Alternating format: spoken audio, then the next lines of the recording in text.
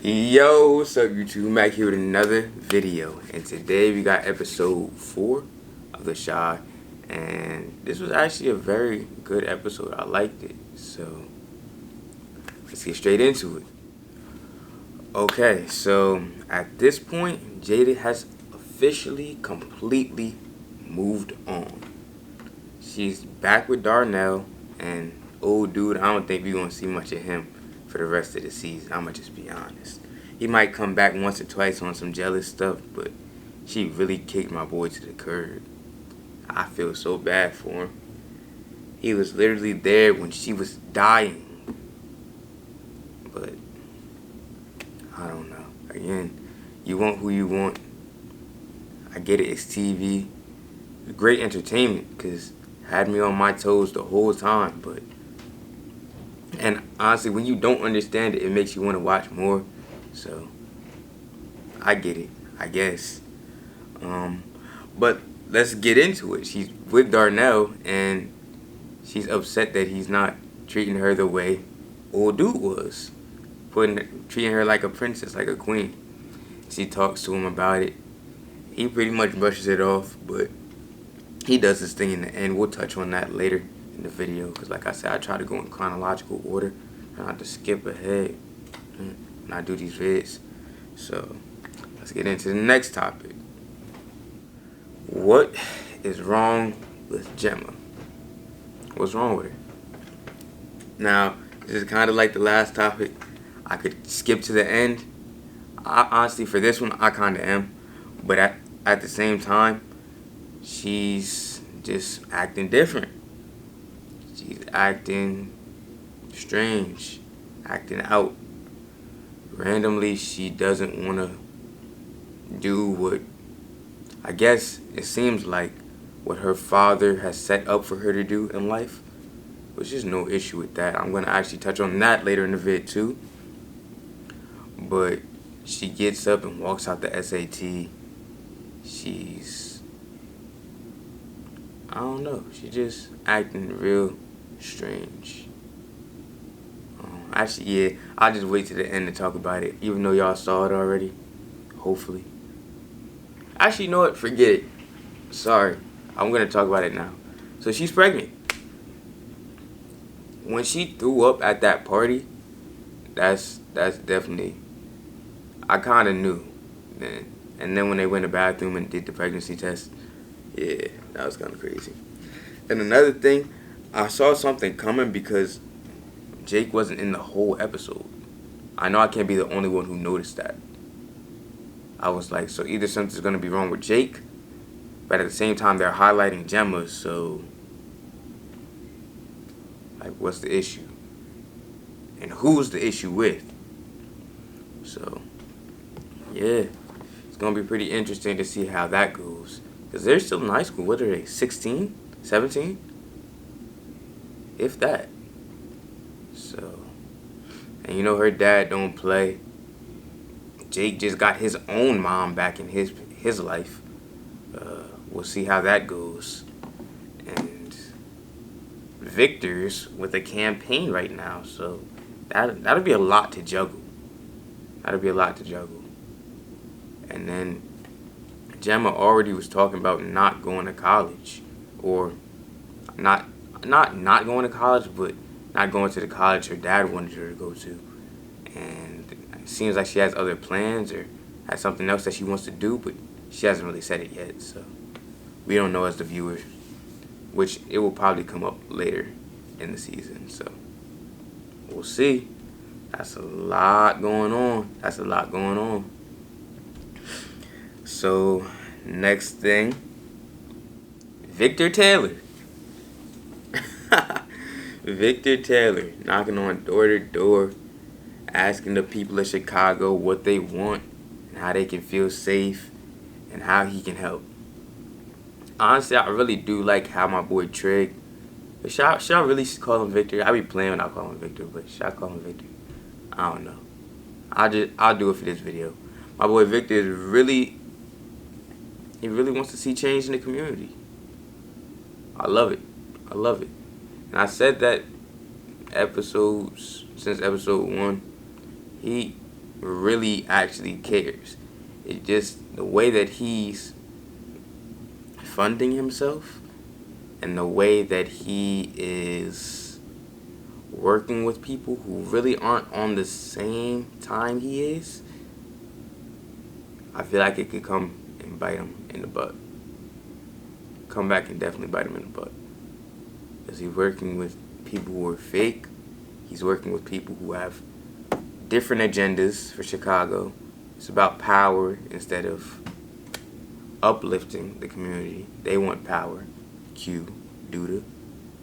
And then Tracey, she needs to take a look in the mirror. I'm going to save her for a little bit later too, but she really needs to take a look in the mirror. Because I don't think she really knows what she wants either. But back to Victor. He really doing this thing. He really doing it. Proud of my boy. Proud of him. So next, Child Protective Services comes for Lynae. Now, we kind of all saw this coming. But I didn't know her brother was actually her legal guardian. Because how was she staying with them in the first place? I guess it was just under wraps because nobody, like, checked up on her. I guess everyone still assumed that she was with him. I don't know. But she has a decision to make, and so does Kevin's family. Are they going to try to adopt her, be her legal guardians, or temporary legal guardians until she's 18? Or are they going to let her go back into Child Protective Services and she'll end up back in foster care? It's a big decision. I will admit it is. Dre has no problem becoming her legal guardian for the time being. But I forget Kevin's mom's name. But she's so aggy to me. She's so aggy. But I'm going to get to her in a second as well. She's not so sure. She says it's because she doesn't want to make promises that she can't really keep. And she doesn't want to invite her to a family that she doesn't know if it's going to last. Her and Dre are still having problems. They're going to marriage counseling, like, consistently. And that's because she went and cheated because she thought Dre was cheating. You know? It's like, I don't know. But in actuality, she just was helping Jada because Jada was going through what she was going through at the time when she was sick. And she didn't really want anyone to tell anyone else. She wanted to be the person to tell them because, you know, that's a very sensitive topic. You sick, don't know if you're going to die or not. I mean, you got to let that person do it on their own time. So Jay was being the great friend that she is, and it ended up being the death of their relationship. But I don't want to say death because it's not dead yet. It seems like it will be soon. I hope they stick it out, but it seems like it will be. Like I said in the last episode, I wouldn't have went back to her, but I'm not Dre. That's just me. But yeah, she's saying she doesn't really want to invite her to the family if she doesn't know if they're gonna really be a family. And that's kind of crazy too, because it also seems like she's always mad at Dre. When Dre is never doing anything wrong, in my eyes. Yeah. She doesn't really do anything wrong. Only thing I'll give her is that sometimes she makes a couple of decisions with the kids without consulting her first, like in the spur of the moment. She'll be like, "Where are the kids?" And then Dre will be like, "Oh, they went to so-and-so." "Oh, well, when were you going to tell me?" Like, that kind of thing. But the communication does need to be better. I feel like that's what led to the conflict in the first place. But I still don't know. It seems like Kevin's mom is always the one bring it. She's like just so negative. Ugh. Her character is so aggy and negative. I don't ever see anything good happening when she's being the focal point in the show. But that's just the way I look at it. So do y'all think Lynae should stay with them? I do. I think it's gonna happen. But will the family be more functional because of her? Probably not. Not at all. But I don't know. Next, let's get into MYESHA. Jemma's pretty much putting an idea in MYESHA's head that she can be whatever she wants to be. And I love that. I love that. She doesn't have to go to school. That's what she's telling her. And she's looking at it. She's rocking with it. She gets on stage. She freestyling. She did her thing. I love that for her. I really do. And side note, y'all heard Nia K performing? Do y'all know who Nia K is? From the rap game from however long ago? Now I keep up with her from here and there, but I'm glad to see her on the show too. I rock with Nia K. She could really spit. But back to the show. MYESHA get on the stage, she start rapping, freestyling, the whole crowd going crazy. Whole crowd going crazy. And then afterwards they go eat, and then Jemma hear the word gizzards, and she started throwing up and stuff. Again, that's when I knew she was pregnant, but the sign, like, things were starting to add up once the throw up. Like, that was the cherry on top, you know? Mood swings. I don't know. All the signs was pointing to something being wrong with Jemma. The throw up, that definitely let me know what it was. But I really do rock with MYESHA though. She got her head on straight. Out of all the people, out of all the kids, teens now, she seemed like she the one with her head on straight the most. I rock with her character. I really do. Next things next. Kandi and Tracey working together. I'ma just call her Kandi. Y'all know Kandi Burst. I don't remember what her real name is on the show, or her name is on the show, but y'all know who Kandi is. And Tracey, they working together now. Cool. That's gonna be fun. That's going to be entertaining because they both rock with Duda. But as y'all saw, I don't remember if it was the beginning of this episode, Kandi was sleeping with a girl. But I mean, that's her ex-husband, I guess. And even them, like, I guess it was real for a minute, but then they were just business partners for a while. They was casual. They was having casual sex and stuff, but they, like, the spark was not there. They was not in no real relationship. That's how Tracey was able to slide in so easily. Tracey forgot that she stole Duda from Candy's character. And now she mad at Kandi. Again, man, Tracey, she really need to take a look in the mirror, bro. She got the nerve to try to be upset at Candy's character for trying to help out her organization. Like, how does that work? Now, I understand, again, like I said earlier, all help is not good help. You know, you can't really sell your soul for the money or the attention or whatever you're trying to get. But it seems like she's genuinely trying to help. Now, help for what reason? For her own reasons. Because Kandi, she's trying to help herself out. But she's saying, help me help you. That's the way I look at it. I can't really see any other hidden agendas besides it just looking good for her that she helped, you know? Y'all let me know if I'm missing something, but that's just me. But Tracey got the nerve to try to make it seem like she just gonna mess everything up.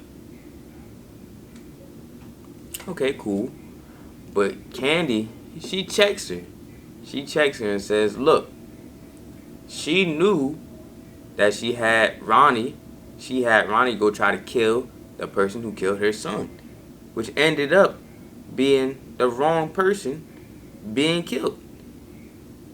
And then got Ronnie killed.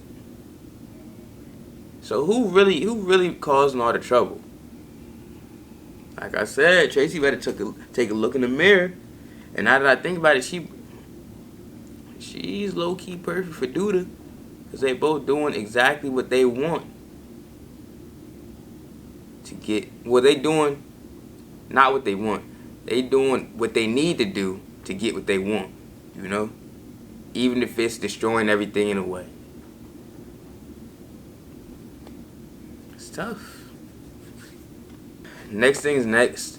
It's not really a topic from this episode, but I do want to speak on it. I think a reason I like the show so much is because it highlights real world issues. You know? And it's not just another drug show. You know, for it to be entertaining. Now, it started off that way, but it's evolved. And even when it was about the drugs, it had a lot of, again, real world, real life, current issues happening in the show. Which I think is good because it invites conversation to the things that we need to have fixed in the world. So, especially amongst the black communities. So I really applaud the writers for that. I forgot her name, the creator of the show. But yeah, she was actually in the show. Remember? They called her the lesbian, the one who ran against Duda. Yeah, she's the creator of the show if y'all didn't know. But yeah, I really got to take my hat off to her for that. Because she knows what she's doing. Like, just think about it. Within this episode alone, kids growing up, not knowing what they want to do with their life, you know? Jemma saying she don't really think college is all that.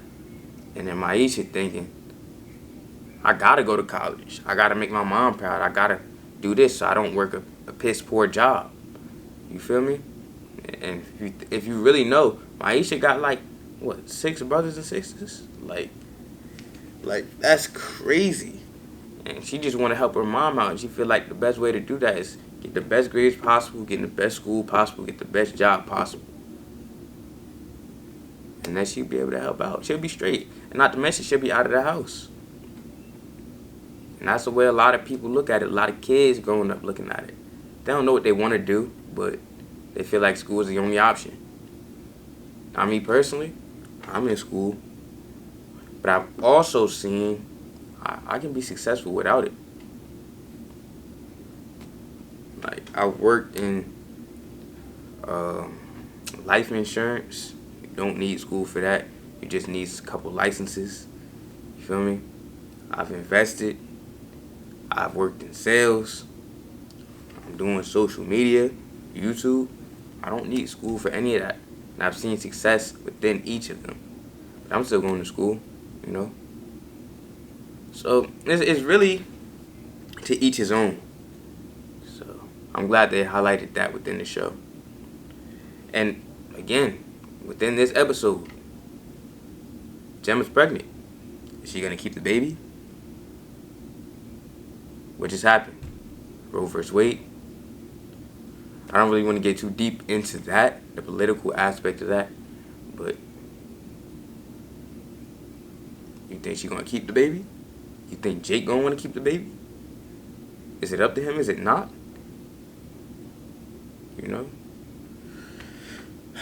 Her dad, what is he gonna say? What you think Victor gonna say? How you think Jemma feel? It's crazy. It's crazy. And those are just 2 examples of many different real life issues that have been portrayed in the show. So again, I gotta just take my hat off to the creators, the writers, all that. I really rock with it. But back to the show. Emmett and Keisha. I'm not gonna lie, they kinda cute. But they gotta figure out what they doing. Honestly. They both got kids. They both got a lot of stuff going on. They both kinda, and a little bit of drama. So they gotta figure out what they doing. They just friends? Was the kiss just a mishap? Do they want to be more than friends? Are they taking it slow? Are they just helping each other out right now? Is it just sexually? Are they just sexually attracted to each other? They both just single, going through a lot right now. What are they? What are they? What are they doing? They can't be sneaking around and stuff. They too old for that. They too grown for that. They got too much responsibility over their heads to be trying to sneak around and stuff. They're not kids no more. So I feel like they need to really get that through their heads and figure out what they need to do. But they cute though. I'm gonna be honest. They are. They are. And honestly, I think they will end up, if not being together, trying it. You know, trying, see if it would work. But yeah, that's just the way I look at it. And side note, I don't think Christian's coming back. I don't. This was supposed to be him. This was supposed to be him helping her. Like, remember when she couldn't write the paper and she went over there in the first place? Yeah, Christian would have been able to help with that. Probably would have been able to help her write the paper too. But it seems like he's gone. And it seems like she's made up her mind. And I don't think he'll be back in the season, so sadly. My bad. Sorry, I was looking at a song.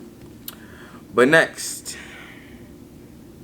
Darnell and Jada again. My boy Darnell, he cleans up his act. He takes Jada out for a dinner. And he shows her that he cares about her.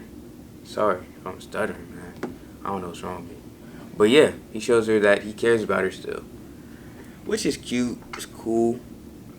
You know, again, at this point, I can't really do anything but just root for him. You know? It's still going to be pretty weird. Still going to be pretty weird. And my thing is with Darnell, like, he has a whole bunch of kids too. So we just going to shove them to the side while you chase love? Like, I don't know. Again, it's a show. I get it. But man, that's crazy. I guess he going to just do what he did with Emmett. Wait till they all grown and then try to get a relationship with him. But that's just me. And I guess Lala Anthony is not coming back either because he's back with Jada. And I haven't seen her up to this point. So, it's tough. It's tough. But honestly, that's about the wrap up of the episode. I really did like this episode. Again, a lot was jam packed into one. I didn't really talk about Vic and his new girl. How y'all feel about that? I guess I'll touch on that a little bit. He doesn't have a new girl, but he's feeling this reporter lady, which could be very, very dangerous. I don't think he realizes that. Those reporters, bro, they are job first. They want that story. That story. You open up to her, say something, oh my gosh. You might end up regretting it. I'm going to be honest. You might end up regretting it. A reporter? Out of all the people, Vic? A reporter? But again, you like who you like. And then his fake girl, like, I don't know. But seemed like he gonna do what he wanna do regardless. Can't be mad at him. Can't be mad at him. Know how y'all felt about the episode? How y'all felt about the topics I dissected, broke down?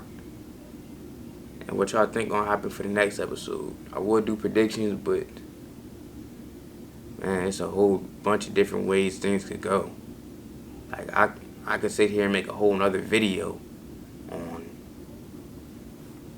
the different outcomes of Jemma being pregnant alone. Forget everything else that's going on. Jemma is pregnant. Yeah. And we ain't even get into Tiff and Rob this episode for real because they wasn't in it. Yeah, so it's a lot going on. But other than that, that's going to end this video. I'm not going to say if you like, comment, share, or subscribe. Because if y'all rock with me, y'all going to do it anyway. Hopefully. And I'm going.